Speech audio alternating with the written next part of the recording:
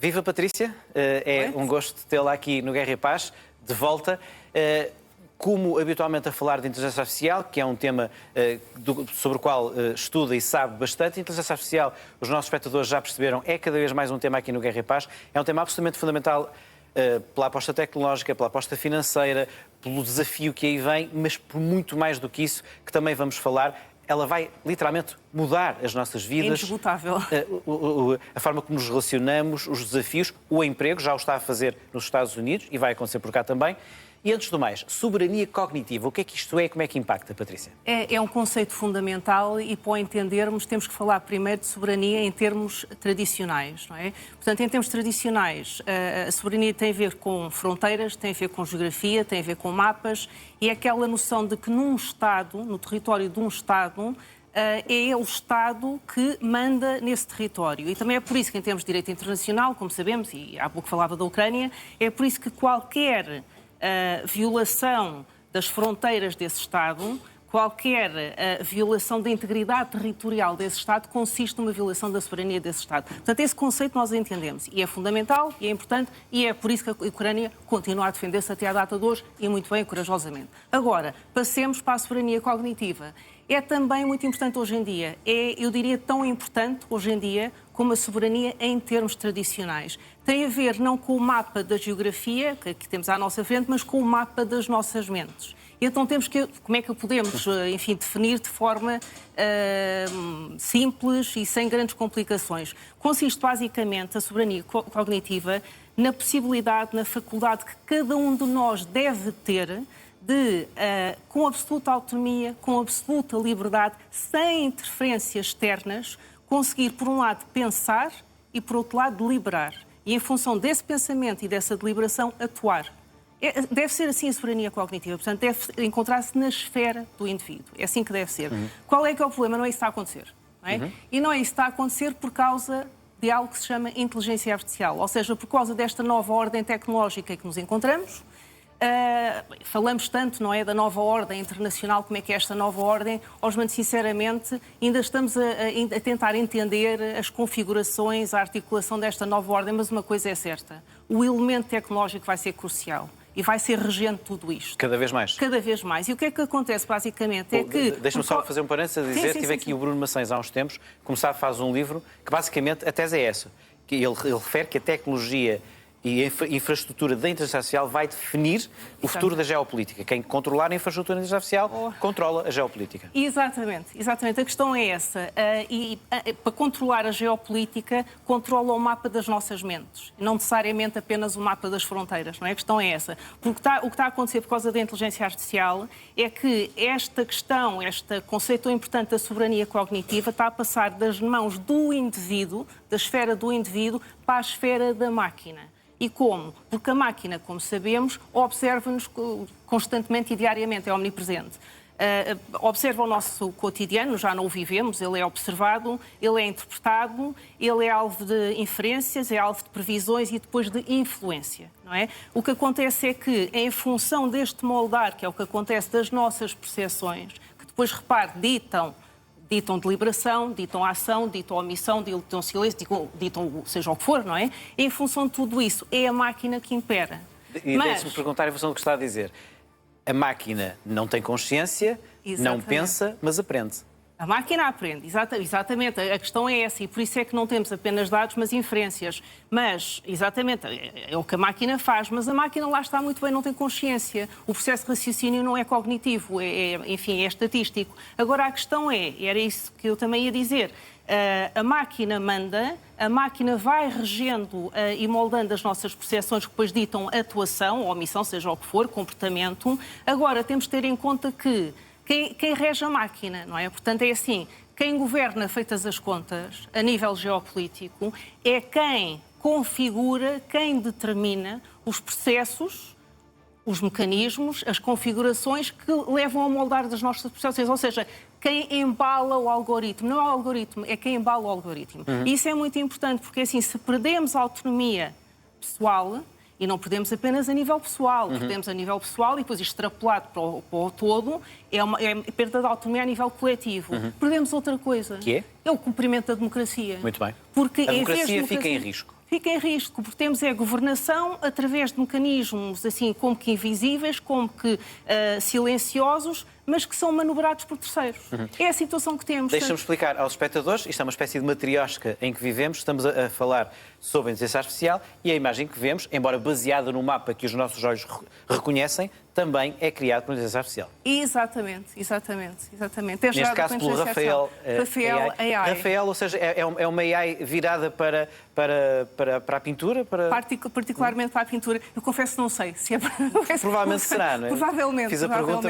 Antes de avançarmos, esta é uma espécie de base, os próximos serão um bocadinho mais rápidos, mas antes de avançarmos, em função do que está a dizer, tenho que fazer esta pergunta. Pelo que tenho lido e tentado aprender numa área muito complicada e claramente não sou especialista, estou a tentar aprender, há duas vias dentro de quem está neste momento a desenvolver os modelos. Há uma via que diz, não, que disparate, o controle será sempre nosso.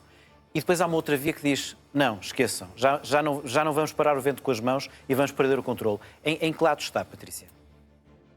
Eu penso que a páginas tantas vamos perder o controle, sou franca. Não acredito que consigamos manter o controle, ou seja, mantermos ao leme, enfim, por muito tempo. Aliás, não acredito que isso aconteça por muito tempo. Isto também tende a ver com a evolução, com o ritmo de evolução vertiginoso destas tecnologias, não é? Que acho que é óbvio também para os telespectadores. Por isso, acredito que ou temos muito cuidado ou cerceamos o sistema. E no Congresso americano... Mas vamos ter o poder de ter cuidado? O problema é se não temos esse poder. A questão é essa. É muito difícil. No Congresso norte-americano já se fala na possibilidade de introdução de um botão... O Kill Switch. Chama-se mesmo assim, Kill Switch Act. Mas o próprio autor da bill em questão já confessou que não funciona. O botão não funciona. Carregamos lá, mas não. Portanto, a questão é, quer dizer, se fizéssemos alguma coisa, a coisa até podia correr não tão mal, mas a questão, o próprio Kill Switch não funciona. Portanto, e não podemos prescindir da inteligência artificial porque é importante, fundamental em sede de competição a nível mundial. Agora, deixa-me só fazer uma piada fácil. Enquanto a inteligência artificial nos deixar, vamos ainda ver aqui este mapa absolutamente impressionante. É brilhante esta imagem, também criada pela inteligência artificial, em que vemos quase o nosso cérebro a desfazer-se em papéis em que aparentemente estão aqui os nossos dados. É aqui? Exato. Tudo começa aqui? Começa aqui, mas mas também dá para ver ao contrário, que é assim, tudo começa com os nossos dados são a matéria-prima de que é alimentada a inteligência artificial e, a partir do momento em que é alimentada e absorvida com os nossos dados, depois o que acontece é que produz inferências. E o grande problema no que toca à soberania cognitiva, ao facto de a perdermos, não tem a ver com os dados em cima, com as inferências. Os dados nós já tínhamos, não é? E estão devidamente protegidos pela legislação existente. O problema são as inferências. As inferências são criadas pela máquina, geradas pela máquina e são difíceis de eliminar. Porque as inferências não são dados, as inferências são probabilidades estatísticas. Se calhar A é vegetariano, se calhar B gosta de gatos, se calhar C gosta de ir a um restaurante todas as sextas-feiras, se calhar D precisa de crédito. Enfim, se calhar está especialmente frágil às 7 da noite, portanto temos de telefonar e vender aspiradores que não precisam. O cruzamento de dados que nós humanos não conseguimos fazer, mas a máquina agora consegue, leva a conclusões que podem não estar corretas, é isso? Exatamente. Agora, qual é que é a questão? É que se temos dados, se lidamos com dados, temos mais facilidade em, por exemplo, podemos pedir a portabilidade dos dados, podemos pedir a correção dos dados, e podemos pedir, enfim, múltiplas coisas no que toca aos dados, até o apagamento dos dados. Mas, Germano, como é que nós apagamos inferências? As inferências, falávamos há pouco de inferências, só para terminar este raciocínio que é tão importante. As inferências são geradas pela máquina, depois surgem sob a forma de padrões estatísticos, estão disseminadas pelo sistema fora. Como é que eu consigo que a máquina elimina uma inferência sobre mim que está incorreta? Claro. A União Europeia diz, a máquina tem de eliminar. Sabe o que é que a máquina diz? Eu não consigo localizar a inferência. O que me está a dizer parece-me uma das mais interessantes explicações que até agora vi sobre como um exemplo de como não é tudo, mas é uma parte em que se calhar vamos mesmo perder o controle, não é? Eu penso que já perdemos mesmo, quer dizer, a não ser que, lá está, que as inferências em casa estejam a este nível, com corretores de dados ou com as plataformas. Porque aí ainda há uma conexão entre os dados e as inferências e as nossas pessoas, não é? A certo nível. Agora, o que é que importa aqui, enfim, ressalvar, é que tudo isto acontece e tudo isto vai continuando e eu acho muito difícil que pare, porque gera muito dinheiro, não é? Há todo um comércio à volta destes dados. Num contexto de concorrência, Exatamente. Não se vai parar, não é? Não se vai parar. É assim, a título de exemplo, não é? Por exemplo, a Meta, de que se tem tanto falado, não é? Ainda há pouco falei. Ainda há pouco falou. A Meta, por exemplo, como as outras plataformas, tem tantos dados sobre nós, não é? Tem assim um mar infinito de dados sobre nós. Esses dados são agregados, são cruzados, servem para a criação de perfis e depois esses perfis são alvo de publicidade direcionada. Agora, brinco? Não, senhora. A Meta, o ano passado, em 2025, teve um turnover, teve receitas de 201 mil milhões de euros. Sabe quanto é que veio de publicidade direcionada? 196 mil milhões. Uou. Não é despiciando de interesse. Portanto, eles vão parar com isto. Não acredito. Deixe-me só, porque é mesmo muito interessante este, como todos os outros, mas este aqui, porque mostra-nos uma visualização que eu ainda não tinha percebido, confesso. Nós falamos muito aqui das plataformas, que é o produto final, digamos assim. Estamos mais familiarizados com o OpenAI, com a Google, Meta, Microsoft, Amazon, cada uma delas, exceto a Amazon, cada uma delas tem o seu próprio desenvolvimento de inteligência artificial. Aqui em baixo, a infraestrutura, a NVIDIA, maior empresa do mundo, a TSMC, os chips Taiwan, a ASML europeia, certa? Sim. Creio que alemã. Sim, mas fundamental, mas é assim, mas temos que ter em conta que a infraestrutura é a camada mais fundamental e é uma das áreas em que a Europa tem de investir, porque estamos completamente dependentes da infraestrutura norte-americana. E aqui um elemento, se reparar, só a Microsoft tem ao mesmo tempo infraestrutura e plataformas. Exatamente. Esta parte é a menos conhecida do grande público, os corretores de dados. A Google também está por todo lado. Exatamente, os corretores de dados têm uma função relativamente interessante também e ganham muito dinheiro também com tudo isto, vai dar ao mesmo, por isso é que é muito difícil parar um negócio que dá tanto dinheiro a estas entidades. Já percebemos que não vai parar. Vai ser o maior investimento da história, não é?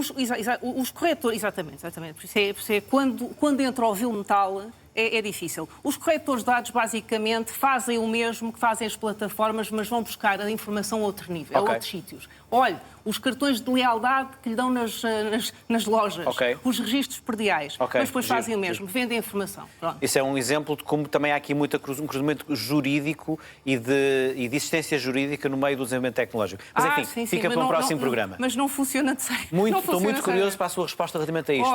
Há uma vontade moldada e antecipada. Moldar e antecipar a nossa vontade. Ora, é o objetivo, a vontade moldada é o objetivo de tudo isto, é o objetivo de quem adquire os tais perfis para criar a publicidade direcionada, mas também é o objetivo de quem, por exemplo, queira moldar as nossas percepções políticas, as nossas percepções sobre eventos. Enfim, isso acontece muito. Portanto, na vontade moldada, os senhores telespectadores verão que existe aqui um utilizador e uma porta. As outras portas estão fechadas. Portanto, aqui o que é que faz o sistema? Deixa-nos decidir, mas direciona-nos, através daquilo que se chama um hyper-push, para uma certa porta. Mas ainda decidimos.